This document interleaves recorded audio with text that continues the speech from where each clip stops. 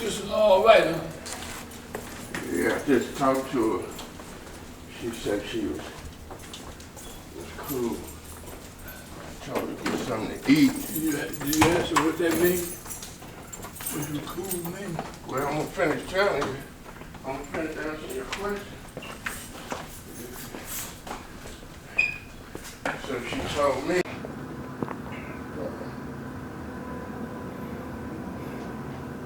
Once again, we'd like to thank you for joining in and being a part of our show today. This is a great day. And this is Fred and Harry Easter of Word, working on Real Dreams, coming at you once again. We got a very interesting topic today, and this brings us to a part of our purpose in what we're doing and what we're trying to do to prevent some of the many youngsters out there that's even considering doing things that may take them on the wrong track or ended up in the wrong places. Harry, what do you know the topic for today? What do you think about? What do you Incarceration. Incarceration. Fred. Locked up. Fred. Yeah. I went up there recently, and when I first went, they was getting a tour, because it's been tore down now. Went up where? To Jeff City State Penitentiary. The prison.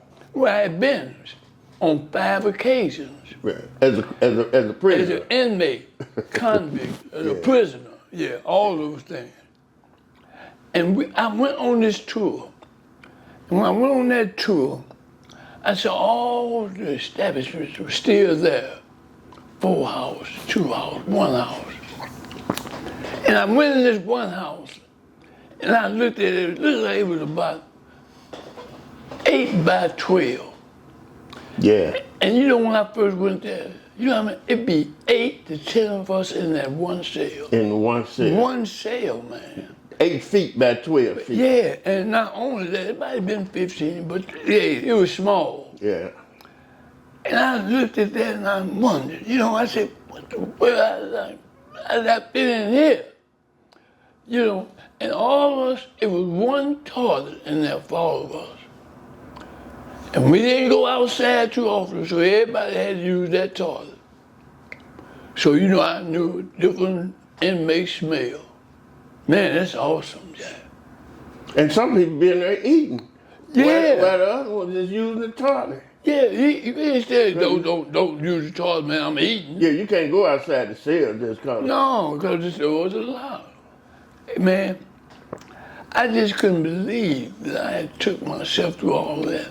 Not once. Not once, 5 times, man. But I look back over my life, man, and I look at the things I did to cause me to go through those particular changes. Man, I remember a young man, I wanted to be noticed. I wanted people to think a lot of me. Right. And so I did things that was exceptional to the rule, because I wanted to have money, I wanted to impress my woman, I wanted to impress my peers and stuff like that. And in the process, man, I did things that the police was always chasing me. Yeah. And I thought that was a feather in my hat, because I kept a gal, because I keep a little money. So you were proud of doing wrong. Yeah, because I had a woman, she liked me. You thought you was big shot. Yeah. So you getting in trouble. Yeah, I got this money. But I found out every time I went, the woman left me. Right. I never kept a woman through that process. But now, some of them, after I get out, they say, hey, I'm waiting on you. Yeah, you know. How long did it take before they left you, Harry? Hey, It's about a couple years probably, huh? well, hey man, one woman was pregnant when I went in. Man. Yeah. She left me immediately. What As soon as she found out I had some time. That's that one time I couldn't make bond. What you call immediate? Oh, about 6 months, 60 days, something like that. Man, you got a whole 60 days, huh? Yeah, but she wasn't bringing me no money during them 60. Oh, well, she wasn't there no way. Hey man, but I'm gonna tell you this. See, I started using drugs when I was young. Right. Because I thought that was cool, you know. Dude was telling me that this will help you with the women. So I, Help you with the women, huh? satisfying them, you know what I mean? Sexually. Yeah. What that do? Well, that prolong you, make, Oh, okay. you can stay there for a minute like that, Yeah. So, I was with this woman one time, when the next day, third day, I didn't need her. The drug, I need that, man. I wanted to get the pain out of my head, man. So drugs are more important than the woman. Yeah. And everything that went with the woman. It became more important, man. To the extent that when I went to jail, I couldn't feel the pain of being in jail because I was trying to be high. Used to be able to get dope in the penitentiary. And I remember the first time I went there, it took me about 2 weeks to locate where it was at. But man, I started trying to get high in the penitentiary. Why you already locked up? The same thing that got you there. Yeah, You're that's still what I trying wanted. to get while you in there. I wanted some more of that, But man, I'm tell you, I wanted that. But man, it was so. Hey man, can you imagine that you in a place, man, where you come in, you normally look at women, but you find men looking at you. Oh, wow. Man, they looking at me, man. I'm going up there young, man. They looking at me. I know I ain't got no big booty. What you looking at me for? Right. You know what I mean? But they looking at me. They don't care how big it is. Talking about, hey man, do you smoke? You want some cigarettes? right. But they had already warned me that they'll offer you gifts and stuff. And if you take them, you get accustomed to that, and you might give up some of that booty. Right. For that, you know what I mean? Man, when you go in the shower. Plus, they trying to scare you too. Oh yeah, if you got any weakness in you, they gonna penetrate that. Right. That's their objective, One dude came up to me, didn't know me at all. Talking about, hey, cuz. I said, cuz. I said, how that happen? He said, you don't know me, cuz? I found out that was his spiel. Everybody you come in there, he was their cousin. Right, He right. could look out for him and stuff like that. He tried to see if you're soft or if you need some protection, Right. So the average dude come in jail, man, he really, he might know somebody there. He's looking for them, Right. But he don't know what's happening with them. Right. They've been in there, Right. So you got to be kind of slow on that. Right. Because you might be in a trap. Right. So, They might be recruiting him. right, that's what I'm talking to about. be in their spot. Right. Hey, man, when I got out, everybody would get around, they have it. And I ain't got so accustomed to the Tell me people. when you came home from The prison. first time, when I came home, I was so glad to be home. I went back to the same set. Dude hadn't did nothing for me, but I wanted to be on their set. You won't be with them. Yeah, man, so I go back there. And they so busy doing their thing, they ain't got time to do what I'm doing. I'm trying to stay clean, I think. I don't fool myself. And you trying to stay clean at the same place with the same people. Right. And so I'm trying to do that, and man, it didn't take me a day to get high. Man, I'm gonna tell you. And I know I told you this before, but my first memory of you, because you got about 13, you 13 years older than me. My first real recollection of you is when me, Mama, and Dad went to Jefferson City prison to see you. And when I had to be about, I'm gonna say I must have been about 8 or 9, 10 years old, somewhere in there. But anyway, when we got out in front of the prison, and I always did like to read and get meaning out of reading. And first thing I noticed when we went up to that prison, it was a sign up over the prison door, the entry to the prison door. It said, leave all your hopes and dreams behind. Oh, yeah. When I saw that, I told Dad, I touched it, I said, hey, man, what is they talking about? And he said, Fred, This is a cold, cold place. And you don't never want to be here. We want to see Harry come home and hope that he don't never go back there no more. And that was kind of ironic because after something as devastating as that, I find myself back in the same place that I once seen when I came to visit you. They took the sign down by the end, leave all your hopes and dreams behind. I don't know why, but the message that they delivered to you when you got in there, the message was still the same thing. Leave all your hopes and dreams behind. That's what they wanted to do. They wanted you to do. And there's a lot of people that did. And as I look back on my life, I can see that to a degree, I actually did. I lost hope without even knowing it. And that's like a walking dead man. Red, let me tell you this right here. I remember my mama and them talking on the phone. They said, Fred playing ball. Oh, he good at it. Hey, we might be able to do something. Because, we had an uncle that played professional Right, baseball. Uncle Luke, yeah. And so I always wanted to play ball, so I was glad to hear that you was playing some ball and was good. And Joe said, oh man, he all right.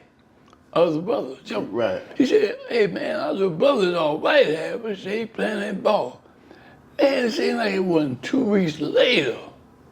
2 weeks later, they said, Harry, your brother's in jail for shooting somebody. I said, well, Fred? Hey, yeah, what happened, Fred? Man, it's that's not a easy question to answer, but because it's more than one layer to this, and there's a lot of things led to this, and I think one of the first was when our brother Charles got killed. I was at playing baseball. I'm gonna say I was about 12 or 13 then. I was about 12 or 13. And we was up at a park called Fairgrounds Park. That's the first time I ever played under the lights. Because back in the days, didn't no youngsters our age play at nighttime under no lights. So this was a big deal, And it was an all-star game. I was playing, I was started on the all-star team. Matter of fact, I got some hits and stole some bases, and I had a good game. But in the process of while we was at the game, my dad, my brother Joe was at the game watching me play. They come to see me play, and I'm out in the outfield. I think I was playing right field, and a friend of ours from the neighborhood, a good friend of Joe's, he comes up. I see him come up and say something to Daddy and Joe, and they all left. But later on, I found out, after I got home, I found out then that our brother Charles had got killed. Dude that grew up with y'all. Dude that grew up with y'all, all of us. Our families was like family. Come to find out he didn't kill Charles, shot him in the back of the head and killed him. And right over on the south side. And after that, it seemed like, I heard sometimes people say hurt people. And right in that time, I didn't realize that.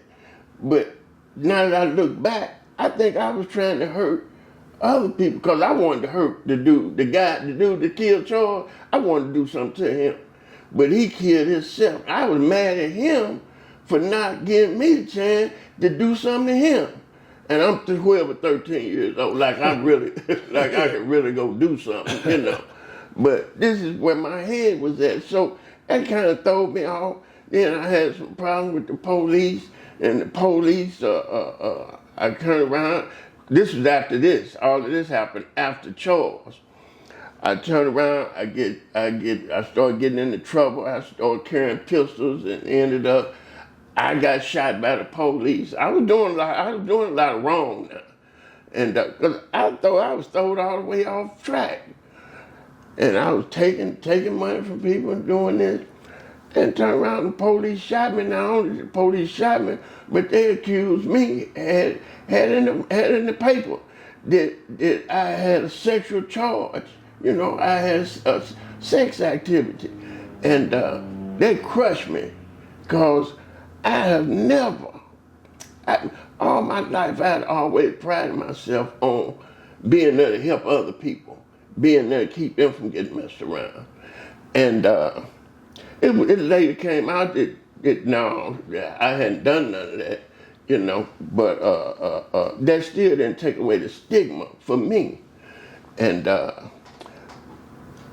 so I ended up catching some other charges, because I'm really twisted now. So now I'm so much on the wrong track now. I go to jail for shooting a guy. The guy name was Larry, right in the neighborhood. We were shooting craps, shooting dice, and they ended up getting into an argument. I shot him. That's what I ended up going to prison for. And I'm gonna be real with you, man. I was being, not only was I hurt, but I was being a follower. Cause what I was doing, that wasn't even me. That wasn't who I wanted to be. For real, I kind of wanted to be like you. I said, he going and he tough, my brother tough. And I come to find out my brother, he might have been a little tough, but he was more of a damn fool than anything. So it's like the blind leading the blind. I can laugh at that today. I can laugh at it today too, but I couldn't laugh at it then because I was going through it, and you know, and not only that, my other brother Joe, he was getting in trouble using drugs. Got one brother that got killed. You in and out of trouble. Now I'm in and out of trouble. It's like, hey man, it's like I kind of look. Sometimes I look at our family like we was this is the life we chose. We chose a life instead of choosing to be a family of doctors, or families of lawyers, or families of ball players, or anybody productive. Our family, not our parents, uncles or cousins, but our family, our immediate family. We chose a life of crime. Hey, Fred, let me tell you, you just brought us a serious problem. Our mama and daddy was good people. My mama went to church every day. My dad was a working man. And they say, hey, how you get thrown off track like that? You know, peer pressure, man. Wow. You know, when somebody do something to me, my partner say, hey, Harry, don't let him get away with that. Right. Don't let him get away with that, man. Right. You got to do something to him. And I followed that. You live by that. Yeah, I had to do something to him. Or my partner told me I need to do something. Don't let him get away with that. And I refused to let him get away with that. I ended up in the penitentiary. Again. Again. Don't want him to do that. You know, I mean, I was like that. I remember the time a girl on the stroll beat me out some money. The stroll, what's the stroll? Stroll was over there where girls sell sex. Okay, yeah, I want the people to And know. they did that. And I remember I came and got you, young man. Yeah, I remember. I came and got you, said, come on, go with me. Yeah, I remember. You know, we crawled through the grass because make sure we could shoot this guy. Yeah, with our guns. Yeah, but anyway, that turns out bad. Yeah, I know how it turned out. Yeah. Because I ended up getting shot. We wasn't that night, but later on you Yeah, did. right. Yeah. But what I'm saying, man, is that our mom prayed for us, man. Prayed, and that's the reason I'm here today. But I wanted to get to another thing, too, about prison. And didn't realize, wasn't no woman in there. No. All men, man. And boy, that's one of the things. I all my life, man, I did things to impress women or impress my peers. And now there ain't none even Ain't around. none of them. And they didn't go out their way for me, man, you know. And that they was a heck of a force on my life. my peers and women. You know, hey, I can't say that they wasn't the right woman. I just wasn't the right man. No, you definitely was. Here I was, uneducated. A lot of things I wasn't. I didn't know what you're supposed to do. I'm ground zero. I think they supposed to like me because I'm getting money. That's not compatibility. And you wasn't getting no real money. Not no sustaining money. No, because I needed something every day. Yeah, because you got to take that money you make to somebody else. Hey man, this got so bad on that you talk. It got so bad, I thought I had a heck of a connect. And you remember this. I remember. I can get an ounce for $400. Ounce of I said, drugs. I said, boy, I'm finna roll now. But you know, when I got busted, I didn't have a dime. You had to come and help me and my brother. Had to help me, man, to get a lawyer. Man, I couldn't make no money. I started shooting dope all day. The more I had, the more I wanted to use. Not only during the daytime, I couldn't stay up at night. I'm gonna say this here in the morning. No, I need something to go to sleep. Some drugs to go to sleep on. I need some drugs. I need some drugs to eat. Did you sleep good at night? Oh man, how could I sleep with drugs right there? You know, but something woke me up. The drugs wake me up, man. Oh man. Yeah. Man, you know, and I'm tell you something else, man. You know, when you using drugs, heroin, you can't have them. You don't have a bowel movement because it cuts your body down. Right. I be in between. I said, well, let me go in here and use the bathroom right quick. But I had this with me before, and I go in there and sit on the toilet like I'm finna have one and shoot that right over there. Can't wait no longer. Still using the drugs. Steady using Before you even got a chance, you have a bowel. Fred, I done went through some changes, man, but never no more. Fred, never no more, man. When I go through that, my peers don't have that effect on me, man. My woman don't have that. And tell me about you. You know, this is we don't really have much longer, and we're gonna have many segments and to share other portions of our troubled time with our story. And but I kind of want to wrap this up